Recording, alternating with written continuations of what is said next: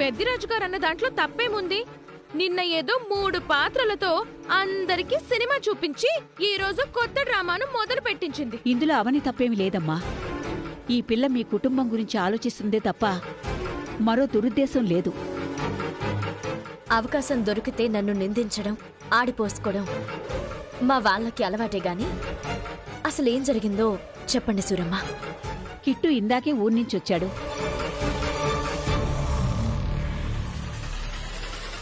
వాడికి జరిగిందంతా పోసగుచ్చినట్టు చెప్పాను. అందరూ నీ గురించి ఎదురుచూస్తూ ఉంటారు.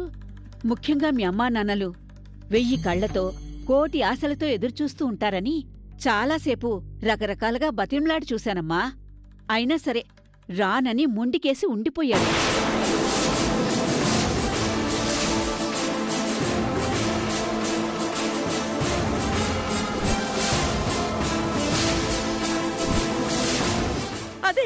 అదే ఎందుకు? ఇంతకాలం కంటికి రెప్పలా పెంచిన వాళ్ళని వదులుకోలేను. నా అమ్మా నాన్నలు సరోజా నాగయ్యలే, వేదవతి వాళ్ళు కాదు అని చెప్పాడమ్మా.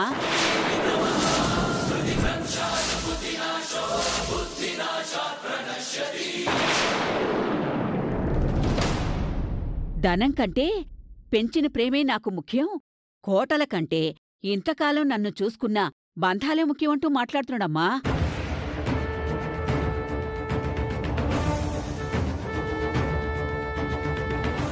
వాడు ఎలా ఉంటాడో గాని కథని నాకు అనుకూలంగా టర్న్ చేశాడు.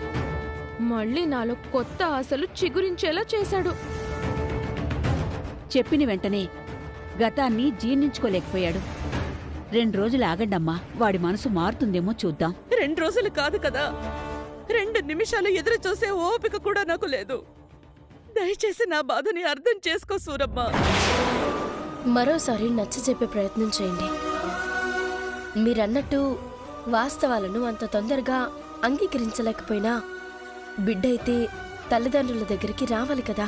కిట్టు మా ఇంట్లో నిరుపేదగా బతకడం కంటే మీ ఇంట్లో మీ మధ్య బతకడమే నాకు ఇష్టమమ్మా.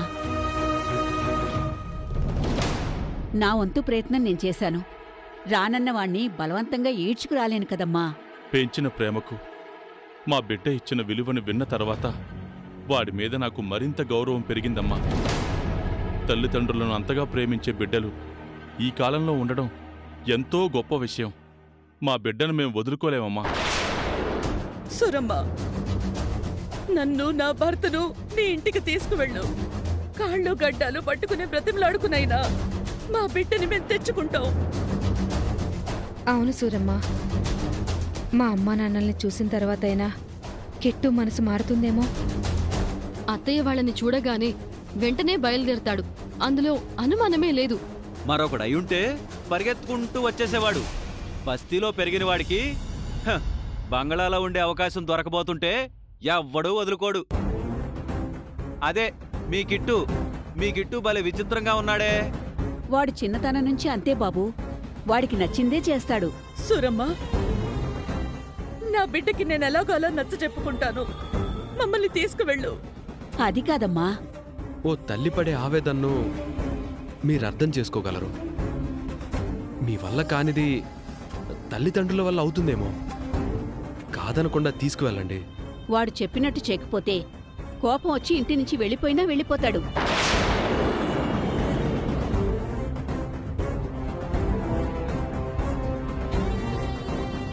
అప్పుడు మీరు మీ బిడ్డకు మరింత దూరం అయిపోతారు. అత్తయ్య గారు, సూరమ్మ చెప్పినట్టు 4 రోజులు సమయం తీసుకుందాం. ఈలోపు కిట్టు మనసు మారుతుందేమో. బలవంతపు ప్రయత్నాలెందుకు? నా ప్రయత్నం నేను చేస్తాను. ఇక నేను బయలుదేరతానమ్మా. ఇలాంటి వార్తని మోసుకొస్తావని అనుకోలేదు సూరమ్మ. గుండెకి రంపపు కోతలా ఉంది. ఎవరు చెప్తే వింటాడో నాకేం అర్థం కావడం లేదు.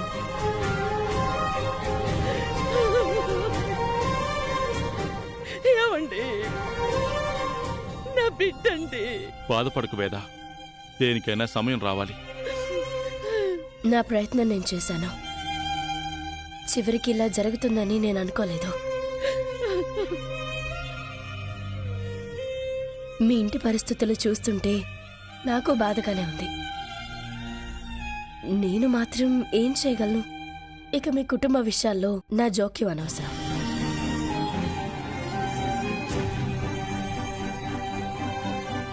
నా బిడ్డని చూస్తానని చాలా ఆశపడ్డాను. నా బిడ్డని చూసి ఆనంద పరవశం అయిపోతాననుకున్నాను. ఇంత దుఃఖం మిగులుతుందని అనుకోలేదు. నేను వెంటనే నా కొడుకుని చూడాలి, వెంటనే చూడాలి.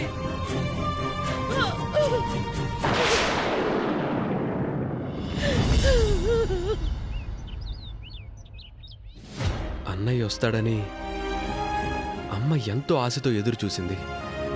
అన్నయ్య రాకపోయేసరికి అమ్మ చాలా బాధపడుతుంది.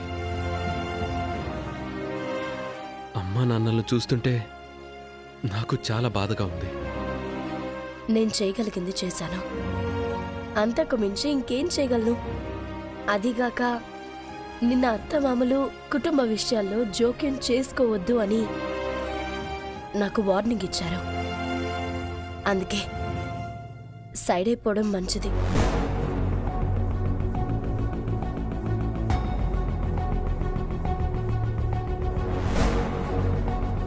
చనిపోయాడనుకున్న కొడుకు బ్రతికున్నాడని తెలియజేసినందుకు దేవుడికి కృతజ్ఞతలు చెప్పుకోవాలో, ఆ కొడుకుని తల్లిదండ్రుల దగ్గరికి చేర్చడానికి ఇన్ని పరీక్షలు పెడుతున్నందుకు నిందించాలో అర్థం కావడం లేదు. నీకు బాధగా ఉండొచ్చు వేదవతి, నాకైతే ఆనందంగా ఉంది. ఆ కిట్టుగాడు రాకపోతే మళ్ళీ నేను అవనిని టార్గెట్ చెయ్యొచ్చు. యాండి, కిట్టుని ఎలా తీసుకురావాలో ఆలోచించండి. అదే ఆలోచనలో ఉన్నాను వేద. మనం వెళ్తే కిట్టు ఎలాంటి నిర్ణయం తీసుకుంటాడో అర్థం కావడం లేదు. మరో మార్గమూ కనిపించడం లేదు. మీ బాధ మీ కష్టం ఎవ్వరికీ రాకూడదు మామయ్య గారు. ఓ ఆలోచన వచ్చింది. మీలో ఎవరైనా వెళ్ళి ప్రయత్నం చేయండి. మేమా? వేదవతి మీ అందరి గురించి చాలా చేసింది. మీరు వేదవతి కోసం ఆ పని చేయలేరా? అవును, మీలో ఎవరైనా వెళ్ళి కిట్టుకి నచ్చజెప్పి తీసుకురండి. అమ్మ వసంత, నువ్వు వెళ్ళి సున్నితంగా మన విషయాలు వివరించి మీ తమ్ముడిని తీసుకురామ్మా. నా మొగుడు నా కూతురే నా మాట వినరు. నేను వెళ్ళి చెప్తే వాడు వింటాడో లేదో. నా మాటను గౌరవించలేదు అంటే ఓ అక్కగా నేను బాధపడాల్సొస్తుంది. పెద్దిరాజు, నీ వల్ల ఏమన్నా అవుతుందా? అసలే ఇల్లరిక పల్లుణ్ణి. నా మాటను ఇంట్లో వాళ్లే వినడం లేదు. ఇంతకాలం బయటెక్కడో బతికినవాడు, పైగా బస్తీలో పెరిగినవాడు. నా మాట వింటాడనే నమ్మకం నాకు లేదు.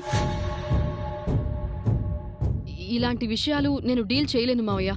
దయచేసి నన్ను అడగండి. ఈ పనికి నిహారికే కరెక్టు. నేనెలా కరెక్ట్ పెద్దిరాజు గారు? నువ్వు కిట్టుకి కాబోయే భార్యవి కాబట్టి నీ వల్ల మాత్రమే అవుతుంది.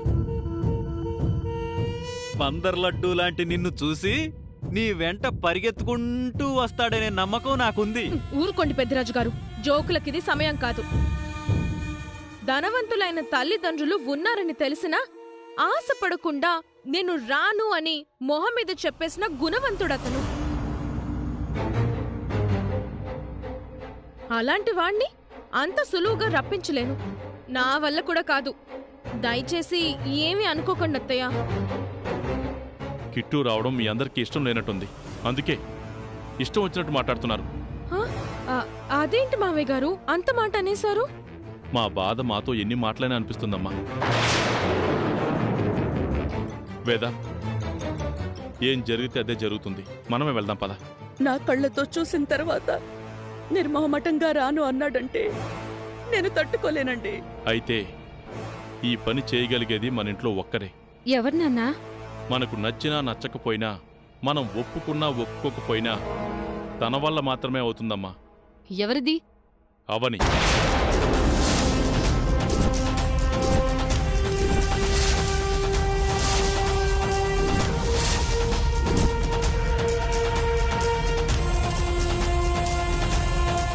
అవని తప్ప మరో మార్గం లేదు మనకి.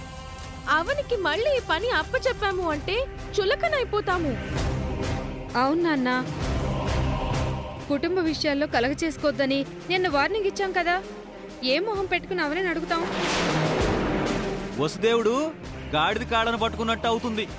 కృష్ణుడు కంసుడి చేతిలో అంతం కాకూడదని గోకులంలోని యశోద దగ్గరకు తీసుకుని వెళ్తుండగా గాడిద అరవబోయింది. అందుకే వసుదేవుడు గాడిద కాళ్ళను పట్టుకున్నాడు. వసుదేవుడు అంతటి వాడే కొడుకు కోసం అలా చేసినప్పుడు మేం మా కొడుకు కోసం అవనిని అడగడంలో తప్పులేదమ్మా. ఏమంటావు వేదా? నిన్న చాలా మాటలు అనేశాను. అడిగితే ఒప్పుకుంటుందో లేదో. మన కొడుకు కోసం మనం దేహి అనక తప్పదు. వెళ్దాం పద.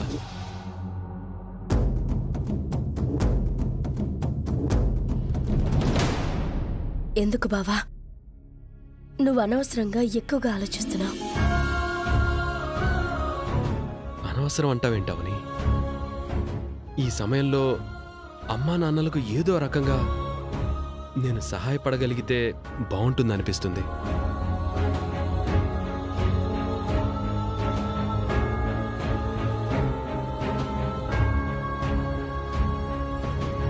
రే శ్రీకర్,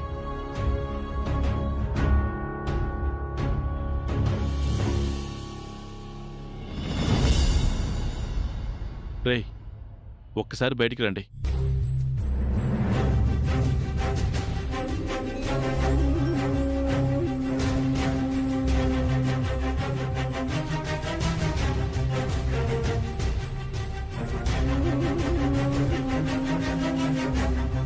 ఇప్పుడు అవని రెచ్చిపోతుంది చూడండి. చెప్పండి నాన్న. మాకు సహాయం చేస్తారా? మీరు మా గుమ్మం ముందుకు రావడమే ఎక్కువ, అలాంటిది సహాయం చేయమని అడుగుతున్నారా? నమ్మలేకపోతున్నాను. చెప్పానా, పెర్ఫార్మెన్స్ మొదలుపెట్టేసింది చూడండి. ఏం చేయాలి నాన్న? నువ్వు అవని వెళ్ళి కిట్టుకు నచ్చజెప్పి మన ఇంటికి తీసుకురండ్రా. నువ్వెళ్ళు బావా, నేను రాను. ముఖ్యంగా నువ్వే వెళ్ళాలమ్మా.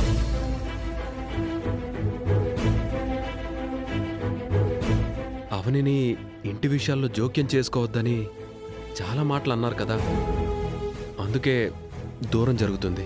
ఒక అమ్మగా నిన్నడుగుతున్నాను, నువ్వు నీ భార్యకి నచ్చజెప్పి తీసుకెళ్ళరా.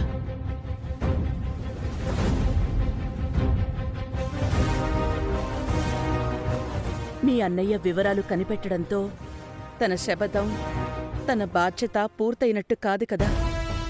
కిట్టుని మన కళ్ల ముందుకి తీసుకురావాలి కదా. కుటుంబం అన్నాక మనలో మనకు చాలా జరగొచ్చు. అలా అని ఇలాంటి సమయంలో పంతం చూపించడం మంచిది కాదు కదా. ఒక అమ్మగా ఈ మధ్యకాలంలో నేను నిన్నేమీ కోరలేదు. ఈ సహాయం మాత్రం చేసి పెట్టరా. అవని, అమ్మా నాన్నలింత దీనంగా అడుగుతున్నారు కాదనుకో. ఓ అమ్మగా అడుగుతున్నారు కదత్తయ్య.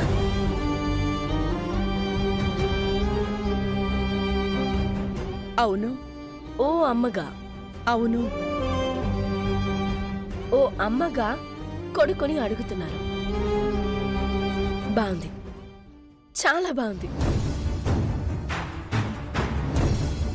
అమ్మా అనే మాటను ఎలా స్ట్రెస్ చేసి పలుకుతుందో చూడండి. నిన్ను కొడుకే కాదందే, బావా అమ్మగా వచ్చి అడుగుతుంది చూడు అని అందరికీ తెలిసేలా పలుకుతుంది. అంతే అంతే. ఆ, నీకమ్మ అయితే నాకు అత్తే కదా బావా. అవకాశం దొరికింది కదా అని ఎలా ఆడుకుంటుందో చూడండి. ఓ అమ్మగా అత్త అడుగుతుంది కాబట్టి ఓ కొడుకుగా నువ్వు నన్ను బతిమలాడకుండా ఆజ్ఞాపించు బావా. ఖచ్చితంగా వెళ్తాను. నువ్వు కూడా రావాల్సిన అవసరం లేదు. అయితే వెళ్ళవని. సరే బావా. మీ అమ్మగారు మన ఇంటి ముందుకొచ్చి ఇంతగా ప్రాధేయపూర్వకంగా అడిగారు కాబట్టి నేను వెళ్తాను.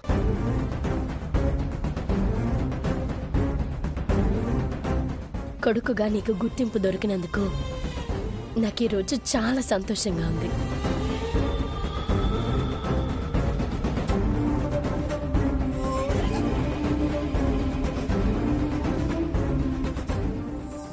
నిహారిక,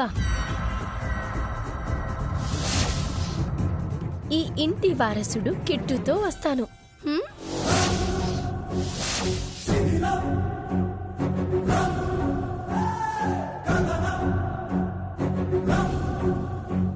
అవని విలువను గుర్తించినందుకు థ్యాంక్స్ అమ్మా. బాబు కిట్టు, తొందరగా రావయ్యా, నిన్ను చూడాలని అందరం వెయిటింగు. బంగారం లాంటి అవకాశాన్ని వదులుకుంటున్నావు కిట్టు. బంగారం లాంటి అవకాశం కాదు, బంగారాన్నే వదులుకుంటున్నావు. అది పెద్ద కుటుంబం. అమ్మ, నాన్న, అన్న, తమ్ముడు, అక్క, వదిన, మరదలు అందరూ ఉన్నారు. నీ గురించి చాలా బాధపడుతున్నారా. మురికి కాలువలో 100 నోటు కనబడితేనే వదలనోడివి అంత గొప్ప అవకాశాన్ని ఎలా వదులుకుంటున్నావురా? అసలు నీ స్కెచ్ ఏంటో నాకేం అర్థం కావట్లేదు. అవకాశం దగ్గరికి మనం వెళ్ళకూడదు నాగయ్య, అవకాశమే మన దగ్గరికి రావాలి. అర్థం కాలేదు కిట్టు. నా మాటలు మినిమం డిగ్రీ చదివిన వాళ్ళకి అర్థమవుతాయి.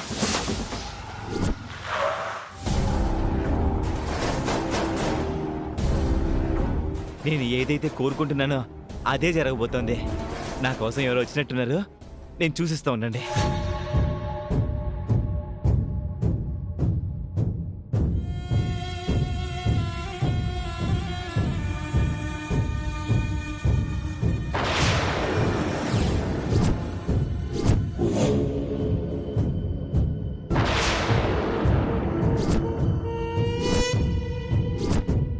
ఇవ్వమంటుంటే నీ కదా.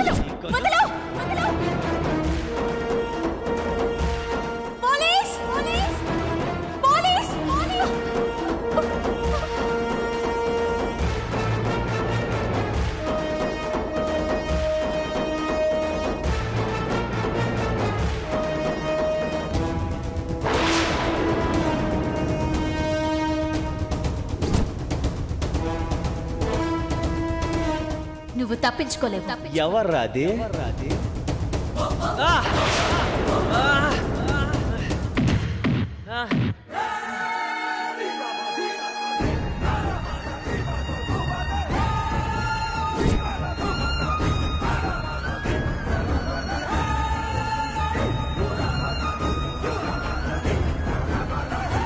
రెండుసార్లు నన్ను ఘోరంగా దెబ్బ కొట్టింది.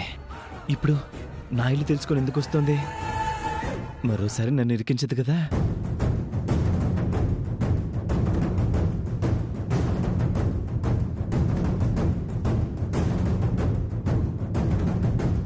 ఎవర్రా? నా గురించి అడిగితే నేను ఇంట్లో లేను అని చెప్పండి. వచ్చిన వాళ్ళు పంపించే.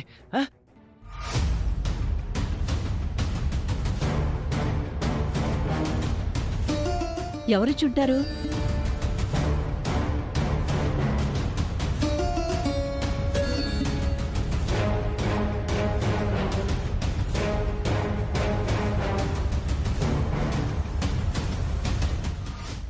నువ్వా అమ్మా? ఎవరు?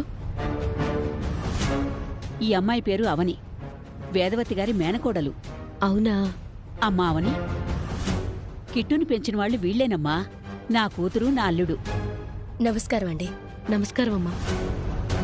ఈ మనిషి ఆ కుటుంబానికి సంబంధించిన మనిషే. ఇలా బుక్ అయ్యానేంటి?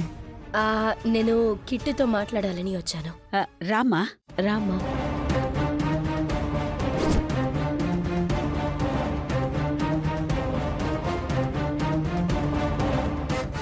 కూర్చోమ్మా. పర్వాలేదండి, ముందు కిట్టుని పిలవండి, నేను తనతో మాట్లాడాలి. వాడు ఆ ఇంటికి రానంటే రానని ముందుకేస్తున్నాడండి. పేగు బంధాన్ని అలా కాదంటే ఎలా కుదురుతుంది? నా ప్రయత్నం నేను చేస్తాను. బయటికి పిలవండి. కిట్టు, కిట్టు, బయటికి రారా. అబ్బా, వెళ్ళక తప్పేలా లేదుగా. అయినా నేనెందుకు భయపడాలి? ఆ రోజు నేను మాస్కులో ఉన్నాను. నేను తన్ని గుర్తుపట్టాను గాని తను నన్ను గుర్తుపట్టలేదు కదా. కిట్టు, కిట్టు, తొందరగా రారా.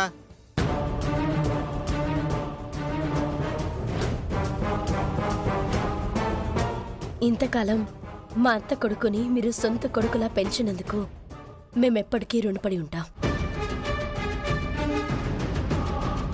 అదిగో వస్తున్నాడు.